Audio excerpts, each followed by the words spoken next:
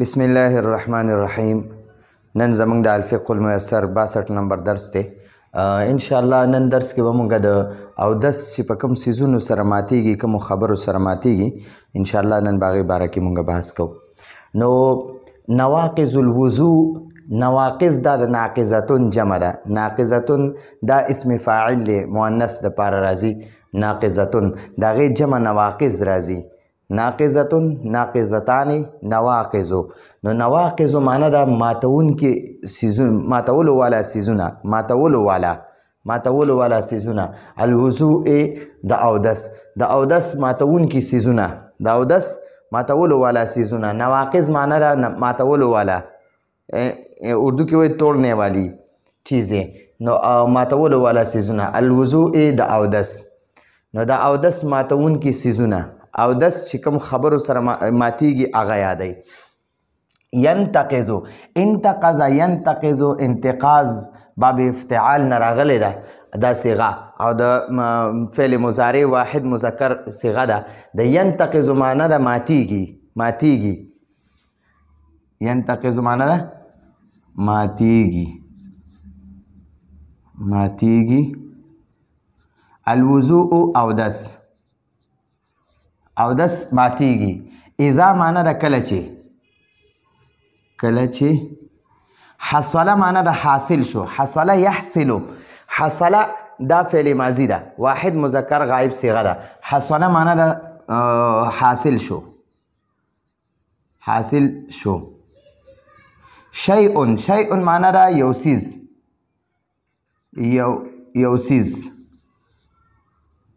سیز. من معنی ده نه، اردو کې وایي سه. امور دا د امر جمع ده، او امور معنی ده کارونه. امر معنی ده کار، او امور معنی ده کارونه. آتیه معنی ده راتلونکي. اردو کې وایي آنے والی، راتلونکي. ٹھیک شو. نو دلته کې اوس مونږ ته وایي ینتقض الوضوء، اودس ماتیږي. ینتقض دا فعل مضارع ده، واحد مذکر صیغه ده، او الوضوء ولا فاعل ده. نو ینتقض الوضوء، اودس ماتیږي. اذا حصل شیء، کله چې یو څیز حاصل شي، من الامور الاتیه، د راتلونکي کارونو نه. کله چې د راتلونکي کارونه نه، د اخکته چې کم کارونه ذکر شوي، دا کم اخکته چې کم خبرې ذکر شوي دي، دا اخکته کم سیزونه ذکر شوي دي، د دې سیزونو نه چې یو سیز حاصل شي، نو دې سره اودس ماتیږي. یعنی د دې سیزونو نه چې یو کار هم وکړو، ستا اودس مات شو. دا کم اخکته چې کم خبرې را روانې دي، که په دې خبرو کې درنه یو هم وشوه، نو ستا اودس مات شو. اول نمبر دی اذا خرج شیء. اذا معنی ده کله چې خرج معنی ده اوزی. اردو کې وایي نکلا. اوتو، مونږه پښتو کې ورته وایو اوتو. شیء یو سیز. کله چې یو سیز اوتو، من معنی ده نه، احد معنی ده یو. کله چې یو سیز اوتو، احد السبیلین. سبیل لارې ته وایي. سبیلانی او سبیلینی دو لارې. نو دلته السبیلین معنی ده دو لارې. احد السبیلین، دو لارو کې د یوې نه، په دوو لارو کې د یوې نه. السبیلین معنی ده دو لارې. نو دا ته وایي اذا خرج، کله چې اوتو شیء یو سیز، من احد السبیلین، د دوو لارو، په دوو لارو کې د یوې نه. اوس هم پوهیم چې د دوو لارو نه څه مراد دی. کالبول، کاف جاره معنی ده لکه. مونږ په پښتو کې وایو لکه، او اردو کې وایي جیسے. کالبول، بول تشو میتیازو ته وایي، میتیازي. و معنی ده او. غایط غټ او دسماتی ته وایي. غټ او دسماتی. مونږ پښتانه ورته ساده الفاظو کې وایو یاره د غټ او دسماتی ته غول وایي، او ورکوټي او دسماتی ته میتیازي وایي. ټیک شوه. غټ او دسماتی. واو معنی ده او، ریح هوا ته وایي هوا. ګورئ جی اذا خرجه کله چې ووتو شیء یو څیز من احد السبیلین په دوو لارو کې د یوې لارې نه په دوو لارو کې د یوې لارې نه دوه لارې دي یو د غټ او د سماتي لار ده یو د ورکوټي او د سماتي لار ده یعنی یو د تشو میتیازو لاره ده او یو د ډکو میتیازو لار ده ټیک شو نو دا دوه لارې دي نو تا ته وایي چې کله د دې دوو لارو کې د یوې لارې نه که د ډکو میتیازو د لارې نه او که د تشو میتیازو د لارې نه که دې دواړو لارو کې د کمې لارې نه یو څیز هم ووتو چې کم څیز هم ترې ووته لکه که میتیازې ترې ووتې که غټ او د سماتې ترې ووتو او که هوا معنه ده یعنې مونږ پښتانه ورته پوسکی وایو نو اقه یادی جي ساده خبرې به کوو ځکه بعض زموږ ملګري زموږ په هغه ډېرو کنایاتو باندې هم نه پوهېږي هغه اشاراتو خبرو باندې هم نه پوهېږي دونه ساده ملګري زموږ داسې بعض شته نو ساده خبرې به کوو بعض ملګري به خفه کېږي نه جي ځکه دا خبرې داسې دي چې د ژوند سره تړلي دي نو صفا پکار دي جي نو وایي چې کله د دوو لارو نه د غټو میتیازو لارو نه یا د وړو میتیازو تشي میتیازو لارو نه دې دواړو لارو نه چې یو څیز هم ووته که هغه ته هوا ووته که هغه ته تشي میتیازي ووتې که هغه ډکې میتیازي ووتې یا داسې مني انسان نه وځي مخکې لارې نه یا مزي وځي یا ودي وځي دغه خپل څیزونه یې مخکې د دې بحث شوی دی ودي څه ته وایي مزي څه ته وایي مني څه ته وایي دا د دې بحث موږ مخکې اولني درسونو کې کړي دي ښه جي که دغه خبرې دا څیزونه د دې لارو نه ووته یا بعض وخت کې داسې وشي چې د انسان چېرته ګردو وغیره کې چېرته کاڼي شوي وي هغه داسې دوایي وخوري چې هغه د تشو میتیازو په لاره کې د هغې نه هغه نري کاڼي وځي دې سره مودس مات شي ټیک شو جي ښه یا انسان په خېټه کې چینجي شوي هغه داسې یو دوایي وخوري چې هغه دوایي خوړو په ذریعې سره د ده د غټ او د سماتي په لاره باندې چینجي خارج شي نو دې سره اودس ماتېږي نو تا ته وایي د دوو لارو کې د دې دوو لارو کې چې د یوې لارې نه څه مو وته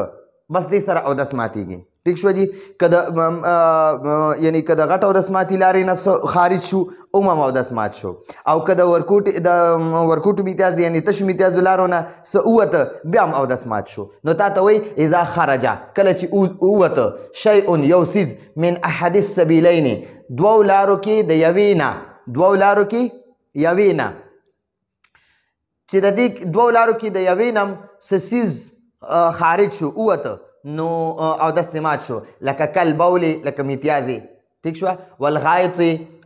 یا لکه غټ او د سماتې والریح یا هوا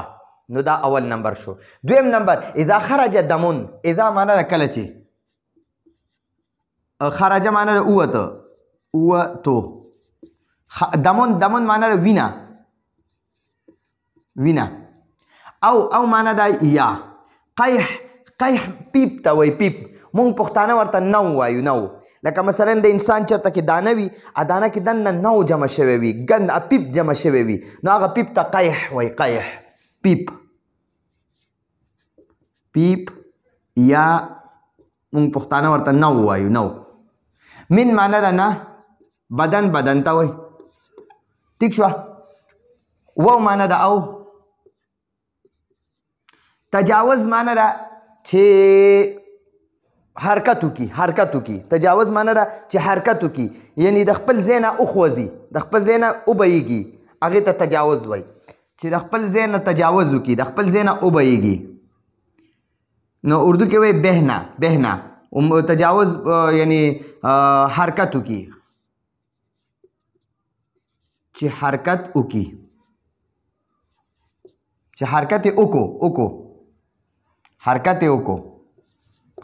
الا معنی ده طرف ته محل ځای ته وایي ټیک شو داسې ځای ته یطلبو معنی ده چې مطلوب وي حاصلول زموږ مقصد وي ټیک شو مطلوب یا مقصد دلته به مقصد کو مقصد تطهیر معنی ده پاک او هی معنی ده ها معنی ده هغه ګوره اوس پوهیږم چې اذا خرج دمون کله چې وینه وځي او قیح یا پیپ وځي نو من البدن د بدن نه کله چې د بدن نه وینه یا پیپ وځي ټیک شوه دا د بدن نه ووته او تجاوز یې وکړو حرکت یې وکړو وبعیدو الی محل داسې ځای طرف ته یطلب تطهیره چې د هغې ځای پاکول مقصد وي یعنی په اودس کې هغه ځای پاکول لازمي وي یا په غسل کې هغه ځای پاکول لازمي وي فرض وي نو هغه ځای ته که دا وینه یا پیپ هغه ځای باندې ورغی نو بیا ستا اودس مات شو او چې حرکت هم وکړي د خپل ځای نه تجاوز هم وکړي نو وینه دغه دې مات شو اودس دې مات شو ټیک شوه نو اوس وایي جي وینه یا نو پیپ دا چې د بدن نه وځي او داسې ځای طرف ته لاړ شي داسې ځای ته حرکت وکړي هغه ځای ته ورشي چې هغه ځای پاکول مقصد وي هغه پاکول فرض وي په اودس کې یا په غسل کې نو د هغې سره اودس ماتیږي لکه مثلا اوس ګورئ د انسان په سترګه کې دننه دانه راوخته او هغه دانه د سترګه کې دننه ماته شوه ټیک شوه نو د سترګې ته دننه اوبه رسول په اودس کې فرض نه دي او نه په غسل کې لازم دي په دې دواړو کې لازم نه دي په دانه دننه سترګه کې ماته شوه او د هغې ګند بهر راونوتو نو بس دغه پاکول لازمي نه دي او اودس هم ورسره نه ماتیږي او که چېرته سترګه کې دننه داسې څه ګندګي جوړه شوه او هغه بهر راغی نو د ګوره د سترګې د غاړې داسې ځایونه پاکول دا مخ پاکول دا خو اودس کې فرض دي نو دغه بیا اودس یې مات شو ټیک شوه یا غوږ کې دننه داسې چا دانه راوخیږي الله دې نه راخیږي ډېر تکلیف وي نو او دننه ماته شوه داسې ځای کې ماته شو چې هلته کې په غسل کې یا په اودس کې اوبه رسول لازم نه وي نو بیا دې اودس نه دی مات خو که چېرته د هلته نه دا پیپ یا نو راووتو بهر راووتو نو بیا دې اودس مات شو بیا دغه لازمي دي پاکول ټیک شوه نو تا ته وایي اذا خرج دمون کله چې وینه وځي او قیح یا پیپ وځي من البدن د بدن نه وتجاوز او حرکت یې وکړو ټیک شوه حرکت یې وکړو د هغه خپل ځای نه روان شو الی محل داسې ځای طرف ته یطلب تطهیره چې د هغې ځای پاکول د هغې ځای د دې هو زمین معنی د هغه ځای تطهیر معنی د پاکول هغه ځای پاکول فرض وي مطلبي وي مقصدي وي مطلوب وي نو هغه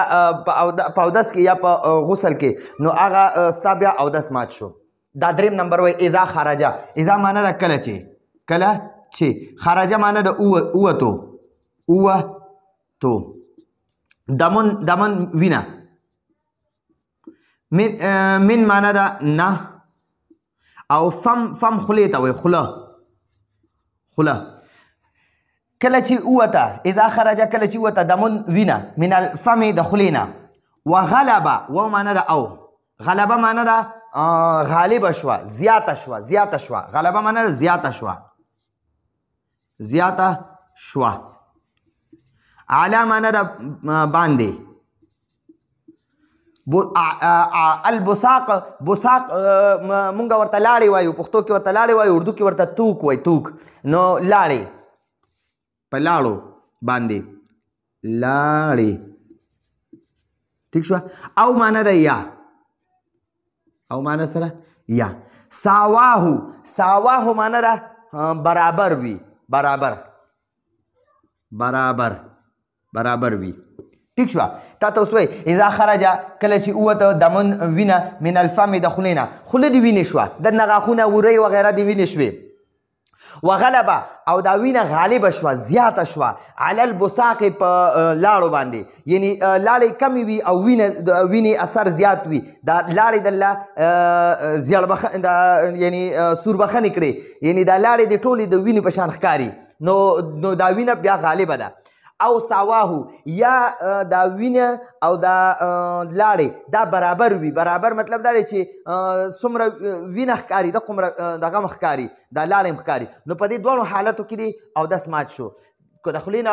وینه ووته ټیک شوه او په لاړو باندې هغه غالبه شوه یعنې لاړې کمې وي او وینه پرې زیاته شوه نو بیا دې اودس مات شو او که نه لاړې او وینه برابر شوه نو بیا دې اودس مات شو خو که چېرته دا لاړې زیاتې وي او وینه کمه وه نو بیا دې اودس نه ماتېږي ټیک شوه ښه اذا معنی ده کله چې قا معنی ده قی وکړو الټۍ وکړې قا ورته وایي الټۍ وکړې الټی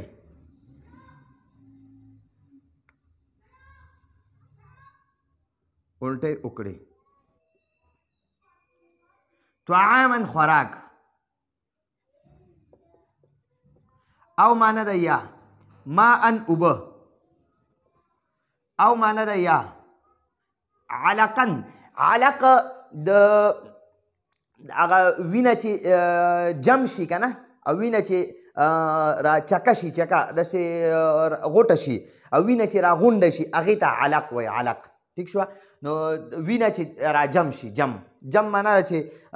دا وینه ده دا کله کله دونه ټینګه وي که نه چې هغه داسې د غوښې بوټۍ غونته کې ښکاري. ټیک شوه. نو هغې ته علق وایي یعنې جمع شوي وینه جمع شوي وینه او معنا ده یا مرتن که تاسو خیال کړي که نه بعض وخت کې د انسان د معدې نه یا چای ډېر وڅکي یا داسې ګرم سیز ډېر وڅکي یا ګرم سیز وخوري نو د انسان د معدې نه داسې تروې غونته اوبه راوخیږي نو هغې تروې اوبو ته مره وایي مره تروې اوبه تروې اوبه. وکانه و معنی ده او کانه معنی ده وی. قیء قی معنی ده الټی الټی. مل الفم مل معنی ده ډک ډک ډکه ډکه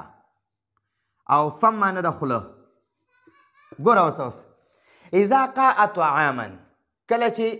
قاء الټی وکړې طعاما خوراک خوراک دې وکړو هغه دې الټی کړه روټۍ دې وخوړه هغه دې الټی کړه یا دې دغه شانتې بل څه څیز دې وخوړه هغه دې الټی کړه او ما یا اوبه دې ډېرې څښلي هغه اوبه دې الټی کړې او علقا یا دې د جمع شوي هغه جم شوي وینه دې الټی کړه او مرتن یا دې هغه تروي اوبه الټی کړې تروي اوبه هغه دې الټی کړې. وکان القیء او دا الټی چې دي که نه هغه وي څه شی وي مل الفم په ډکه خوله مل الفم معنا ده ډکه خوله. ټیک شوه. که چېرته روټۍ دې خوړلې ده او هغه دې یعنې دومره ډېره الټۍ دې وکړې چې هغه خوله کې نه شي ټینګېدی یعنې بالکل هغه خولې نه تویېږي نو دغې ته ډکه خوله وایي. یا دې ډېرې اوبه څکلي دي هغه دې په ډکه خوله را الټی کړې یا دې دننه نه وینه جم شوي وینه هغه دې په ډکه خوله را الټی کړې یا هغه تروې اوبه هغې ته مره وایي مرتن هغه تروې اوبه دومره ډېرې دي د خولې نه د معدې نه راووتې چې هغه دې په ډکه خوله را الټی کړې. نو وکان القیء او که چېرته دا الټی وي مل الفم په ډکه خوله نو ستا اودس مات شو. نو دا چې دي که نه دا هغه خبرې وې چې د دې د بدن سره دننه کار دی دا د بدن نه راوتل. نو که چېرته د مخکې د یعنې د ډکو میتیازو لارې نه یا د تشو میتیازو لارې نه څه څیز راووته لکه تشې میتیازې یا دغه شان غټې میتیازې دغه شانتې هوا نو دا سره اودس ماتېږي. یا که د بدن د یوې حصې نه وینه یا پیپ راووته او هغه داسې ځای ته حرکت وکړي چې هغه ځای پاکول په اودس یا په غسل کې فرض وي نو دغه سره اودس ماتېږي. یا د انسان د خولې نه وینه وځي او هغه وینه چې دی هغه د لاړو نه زیاتې وي لاړې کمې وي وینه پرې زیاته وي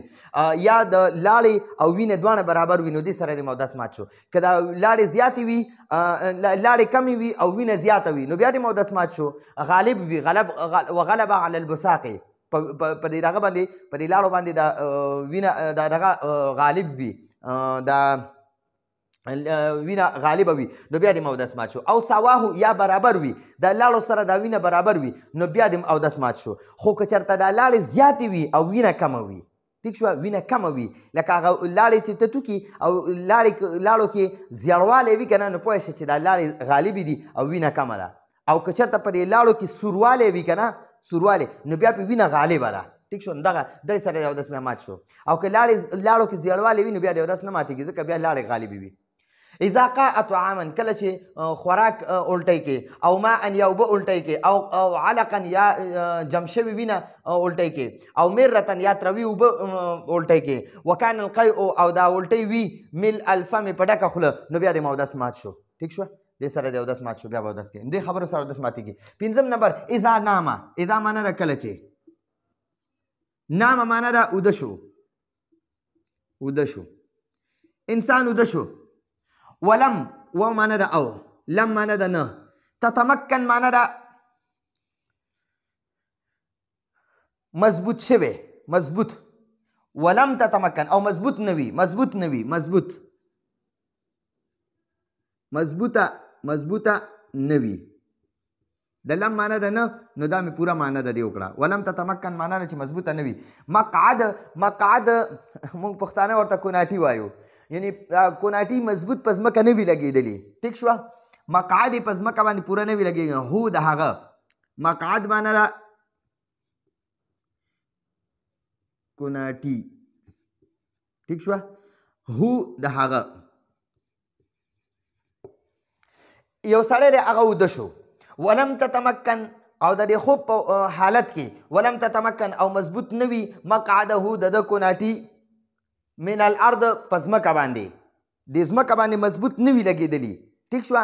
یعنې دا کوناټي داسې اوده دی داسې انداز کې چې د ده دا کوناټي په ځمکه کلک نه دي لګېدلي. من الارض په ځمکه باندې. من الارض معنی ده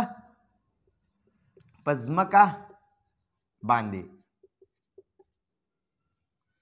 ټیک شوه؟ یو انسان دی هغه داسې حالت کې اوده دی چې دا کوناټي په ځمکه نه دي لګېدلي، نو بیا هم د ده اودس مات شو. ځکه دې وخت کې د انسان اوده دی او د ده چې انسان کله اوده شي د ده دا ټول رګونه سس شي، سس. نو که د ده نه بیا څه هوا خارج شي یا څه اواز وځي د ده بدن نه نو ده ته هېڅ پته نه لګي. یا که ده نه اودس ماتې په هره طریقه مات شو نو دغه کې بیا ماتېږي. او که د انسان اوده دی خو په ناسته باندې اوده دی او د ده دا کوناټي په ځمکه مضبوط لګېدلي دي نو دغه وخت کې د ده دا اودس نه ماتېږي، خو بشر دا چې ډډی نه وي والي. وکذا او دغه شان. واو معنی ده او، کذا معنی ده دغه شان. اذا معنی ده کله چې ارتفعت. ارتفعت، ارتفع يرتفع، ارتفاع معنی ده اوچتېدل، اوچت، اوچت وي، اوچت وي، اوچت دی، اوچت وي.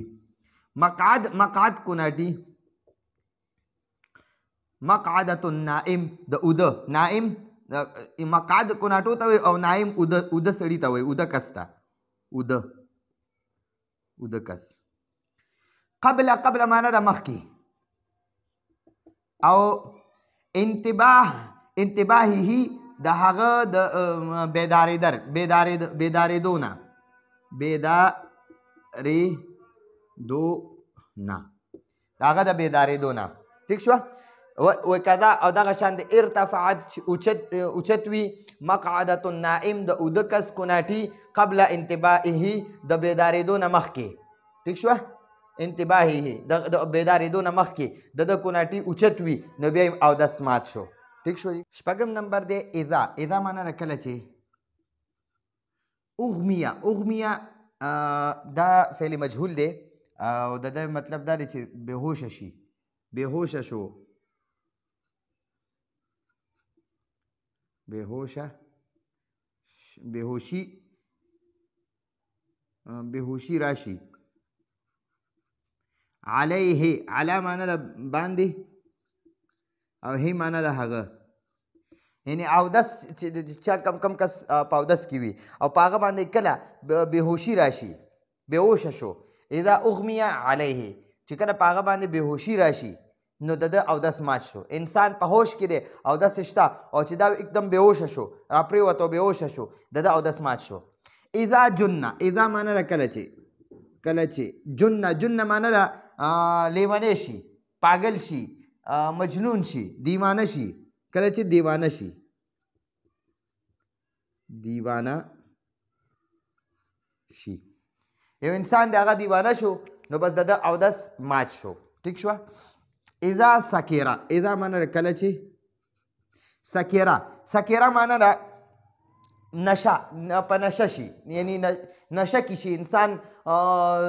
د سیګریټ وسکي یا نسوار واچي یا داسې شراب وغیره څه وسکي او هغه نشه په ده ډېره زیاته شي د هغې اثر داسې وي چې دا انسان داسې د خپې کږې وږې ږدي او داسې مړسپن غونته کې شي نو د نشې سره د انسان دا ټول رګونه سس شي سس نو که د ده نه بیا څه هوا خارج شي یا څه اواز د ده نه وځي یا د ده نه نور څه وځي ده ته پته نه لګي نو سکیره معنی ده مدهوشه شي نشه شي کله چې نشه شي یا مدهوشه شي یا د نشې د وجې انسان په هغه بېحاله شي نو دغه ته وایي ښه جي اذا معنی ده کله چې اذا مننه کله چې قهقه البالغ الیقظان قهقه معنی ده په ټخ ټخ خاندل امونږ ورته وایو یاره په بلک بلک خاندي نو په بلک بلک خندا ته قهقه وایي ټیک شوه بلک بلک خندا کله چې په بلک بلک خندا قهقه معنی ده بلک بلک خندا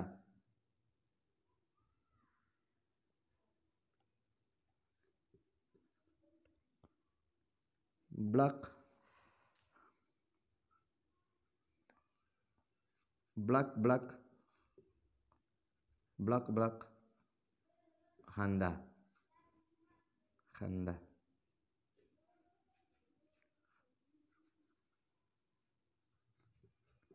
خندا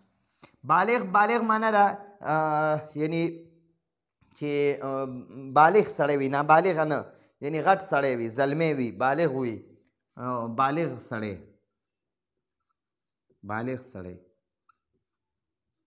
بالغ کس که هغه سړی وي که ښځه وي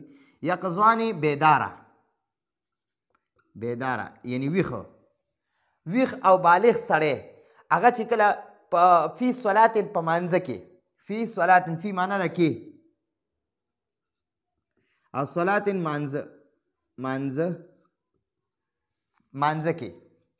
مانځه کې چې بیداره سړی اوده نه بیداره سړی بالغ په بلق بلق وخاندي یو انسان دی په مونځ ولاړ دی او هغه په بلق بلق وخندل په ټخ ټخ باندې وخندل نو د ده اودس هم مات شو مونځ خو مات شو خو اودس هم ورسره مات شو یو انسان دی په مونځ ولاړ دی خو بالغ دی ماشوم نه ګورئ ها ماشوم نه بالغ که ښځه وي که سړی وي او دا په مونځ باندې ولاړ دی په مونځ کې او داسې کار وشو چې د ده په بلق بلق وخندل نو د ده مونځ مات شو ټیک شوه د مونځ په حالت کې ذات رکوع و سجود ذات معنی ده والا رکوع و سجود واو معنی ده او سجود معنی سجدے والا یعنی رکوع والا و سجدے والا یعنی رکوع او سجدے والا کامل منځ چې رکوع او سجده پکې وي انسان پکې رکوع تمزي انسان پکې سجدې تمزي پورا تحیت هم پکې ناسي نو ذات رکوع و سجود یعنی رکوع او سجدې والا منځ کې چې یو انسان وي او دغه وخت کې او دا بالغ وي او په بلق وخندل نو د ده منځ هم مات شو او دس هم مات شو چې او دس مات شي خو منځ هم مات شو ټیک شوه ګورئ او دې ځای کې پوهیږم بیا به دا مخکې ووایو بیا به پوه کړم خو د دې نه مخکې دې ځای پورې پوهیږم اذا قهقه البالغ یقظان نو فی صلات ذات رکوع و سجود کله چې یو بالغ بیداره سړی بیدار یعنی ویښ بیداره کس بیدار اوده نه وي یو سړی دی یا ښځه ده بالغ دی مکمل زلمی دی او د چې دی هغه په ویښه باندې او په مانځه کې یعنی کامل منځ ذات رکوع و سجود معنی ده کامل منځ مکمل منځ پورا منځ نو داسې پورا منځ کې چې یو انسان ولاړ وي او هغه په بلق وخاندي په ټخ ټخ باندې وخاندي په قهقه باندې وخاندي نو د ده اودس هم مات شو منځ هم مات شو وګورئ اوس خندا درې قسمه ده یو ته قهقه وایي یو ته ضحک وایي یو ته تبسم وایي نو قهقه چې ده که نه قهقه دا چې په منځ کې په قهقها باندې وخنده چې په بلق بلق قهقها هغې خندا ته وایي چې تی په خپله هم واوري او خوا کې در سره څوک وي هغې هم واوري دې ته قهقها وایي ستا د خندا اواز بل قسم واوري دې ته قهقها وایي او ضحک هغې خندا ته وایي چې صرف تی واوري بل څوک یې وانه اوري د هغې د خندا هغه اواز چې دی صرف ته واوري بل کس یې در سره وانه اوري دې ته ضحک وایي او دریم نمبر دی دغه دی تبسم هغې ته وایي چې انسان صرف مسکې شي دا داسې وکړي نو دغه مسکې کېدل ته تبسم وایي نو ګوره اوس د قهقهه څه حکم دی د ضحک څه حکم دی او د تبسم څه حکم دی په قهقهه چې په منځ کې په ټک ټک وخندل که او په بلق بلق دی وخندل او خوا کې د بل قسم خندا واورېده نو اودس دې مات شو مونځ مات شو ضحک هغې خندا ته وایي چې ته په منځ کې ولاړې او تا وخندل او په خپله غوږونو باندې د خپلې خندا اواز واورېدو نو صرف منځ دې مات شو اودس مات نه شو ټیک شوه او تبسم چې په منځ کې دې تبسم وکړو صرف غاښونه دې ښکاره شو اواز والا خندا دې ونه کړه صرف غاښونه دې داسې ښکاره شو صرف مسکې شوې داسې بس نو نه دې منځ ماتېږي او نه دې اودس ماتېږي قهقها سره اودس او منځ دواړه مات شو ضحک سره صرف منځ ماتېږي اودس نه ماتېږي او تبسم سره نه منځ ماتېږي نه او دغه ماتېږي اودس ماتېږي ټیک شوه ښه نو تا ته وایي اذا قهقه البالغ الیقظوانو کله چې بیداره ویښ بالغ سړی په بلق بلق وخاندي فی صلات په مانځه کې په کوم منځ کې ذات رکوع و سجود رکوع او سجدې والا منځ کې ذات معنا ده والا ٹھیک شو یعنی رکوع والا و سجود او سجدې والا یعنی رکوع والا او سجدې والا منځ کې ګوره د جنازې منځ کې رکوع هم نه وي سجده هم نه وي نو هغه ته کامل منځ نشي ویلی اوس د تلاوت سجده چې کوم کوي که نه سجدة التلاوت د تلاوت سجده چې په انسان باندې واجب شي او کله دا مونځ هغه دغه کوي د سجدې هغه تلاوت کوي نو هغې کې هم رکوع نه وي ٹھیک شو نو هغه هم کامل منځ نه دی د جنازې منځ هم کامل منځ نه دی ټیک شو هغه نیمګړی منځ دی هغې کې بس صرف قیام دی نه پکې رکوع شته نه سجده شته او دغه کې د سجدې د تلاوت د سجدې منځ هغه چې کوم تلاوت سجده چې ده په هغې کې رکوع نشته صرف سجده ده نو هغه هم کامل منځ نه دی کامل منځ څه ته وایي ذات رکوع و سجود چې رکوع او سجده پکې وي نو دا فرض منځونه شو سنت منځونه شو واجبات شو واجب منځونه شو نفلونه شو پوره منځ چې خلک کوي سبحانک اللهم نه پکې شروع کی تر السلام علیکم ورحمت الله پورې ٹھیک شو تر سلام پورې تحیه هم پکې وشي دوه رکوعګانې یو رکوع هم پکې وشي دوه سجدې هم پکې وشي قیام هم پکې وشي سورې فاتحه هم پکې وشي سورت هم پکې وشي دې ته کامل منځ وایي نو په کامل منځ کې چې یو بالغ انسان که ښځه وي که سړی وي په بلق بلق وخاندي نو د منځ مات شو او اودس هم مات شو ټیک شوه او چې کامل منځ نه وي که نه لکه جنازې منځ کې دی په بلق بلق وخاندل که نه نو اودس نه ماتېږي او منځ هم نه ماتېږي هغه هم نه ختمېږي او د تلاوت سجده کې هغې کې د په بلق بلق وخانده دې نه اودس ماتېږي نه د منځ ماتېږي خو چې کامل منځ کې دی په بلق بلق وخاندل که نه نو منځ دې مات شو اودس دې مات شو ښه اوس دلته کې مخکې وایي فلا فا معنا ده نو لا ینتقضو ینتقضو معنا ماتېږي لا ینتقضو معنا ده نه ماتېږي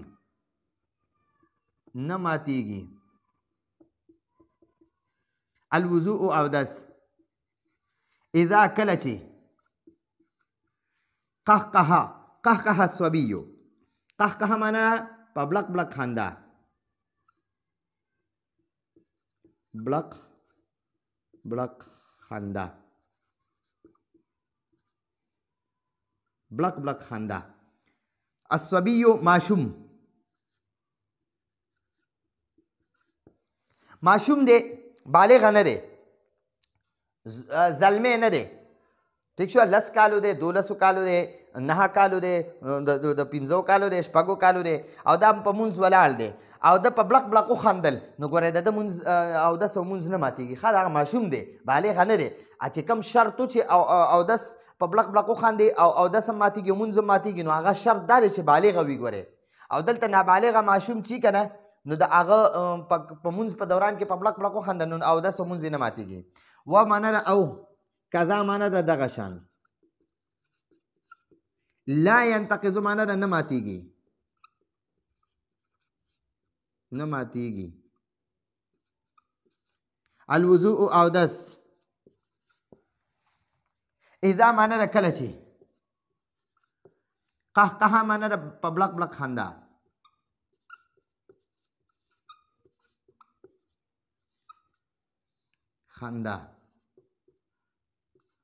النائم اوده کس دی خو داسې اوده دی که نه چې هغه ګورې څه ته ډډ هم نه ده والی او نه ملاس دی ګورې داسې اوده نه ښه چې یو انسان اوده وي که نه او ملاسي او یا یې چې دی څه ته ډډه والي نو د ده اودس ماتېږي. خو چې یو کس په ناسته باندې اوده دی او ده په خوب کې په بلق بلق وخندل ټیک شوه نو ګوره مونځ نه ماتېږي. یا یو کس دی په تحیه باندې ناست دی او سترګې ورغلي اوده شوی دی او په مونځ باندې ولاړ دی په مونځ حالت کې دی خو په تحیه باندې ناست دی یا قیام کې ولاړ دی او اوده دی سترګې ورغلي دي په جمع پسې ولاړ دی یا ځان له ولاړ دی او ده په بلق بلق وخنده نو د دم ګوره اودس نه ماتېږي. ښه وکذا دقه شان لا ينتقض الوضوء اودس نه ماتېږي اذا قهقه النائم چې کله اوده کس په بلق بلق وخاندي ټیک شوه. خو ګرې اوده مې هم درته یاد کړو چې ته ډډه نه والي ځکه خوب سره هم اودس ماتېږي. وکذا و معنا ده او کذا معنا ده دغه شان لا ينتقض نه ماتېږي الوضوء اودس اذا معنا ده کله چې قهقه معنا په بلق بلق خندا بلق بلق خندا فی معنا ده کی صلات منز جنازه د جنازي منز یادوي او معنا ده یا سجده سجدې ته وایي سجده التلاوت د تلاوت یا سجدة التلاوت د تلاوت سجده ٹھیک شو. نو تا ته وایي